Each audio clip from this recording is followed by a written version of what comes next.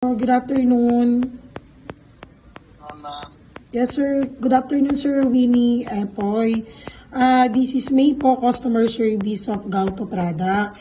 Sir, kakamustahin ko lang po sana kung ano po yung naging epekto sa inyo ng Gauto po while taking Gauto po. Ay, yung Gauto mo, ma'am, magandang epekto sa akin sa about arthritis at sa mga ano yung sa yung uric acid ko bumaba. Noon mataas siya lagi ang uric acid ko eh. At saka yung kamay ko, noon malaki ang mga bukol. Ngayon lumiit, unting lumiit. Ito ang inainom ko, yung Gauto. Okay. 2 beses isang araw.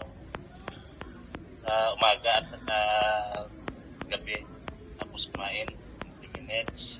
Yes, sir. So, sir, continuous pa rin po ba yung paggamit niya till now? Oo, continuous. Walang walang putol. Mga pangatlong order ko na sa Gauto. Okay, sir. Ganda yung mga kasukasuan ko. Sakit. Noon, palagi akong umiga. Isang linggo, mabuti na makalakad ako ng isang araw.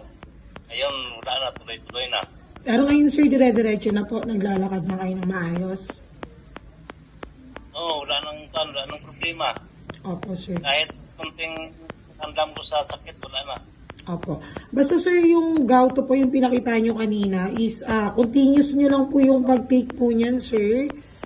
Opo. Continuous nyo lang, sir, yung pag-take po niyan. Iwasan na lang din po natin yung mga bawal, sir, para at least hindi po mag-trigger yung gout po natin. Sir, advice lang din po yun para makatulong din po sa inyo. Okay, ma'am. Okay, sir.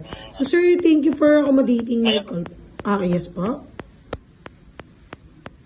Nata-order pa kang, ngayon ako, pangatlo na. Opo, sir. Sir, ako rin po yung nag-process last time ng order po ninyo. Ako po yung nag-handle po sa inyo.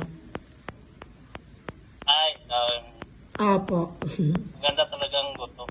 Opo. Salamat, sir. Sige po. Thank you for accommodating my call, sir. Have a nice day po. Bye-bye, sir.